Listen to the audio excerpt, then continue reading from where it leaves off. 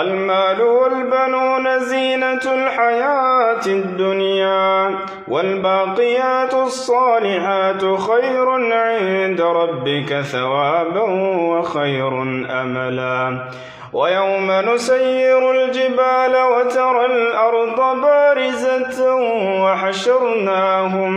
وحشرناهم فلم نغادر منهم أحدا وعرضوا على ربك صفا لقد جئتمونا كما خلقناكم أول مرة بل زعمتم أن لن نجعل لكم موعدا ووضع الكتاب فترى المجرمين مشفقين مما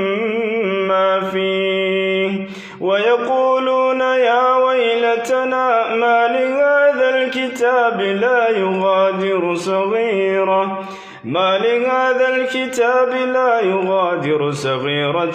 ولا كبيرة إلا أحصاها ووجدوا ما عملوا حاضرا ولا يظلم ربك أحدا.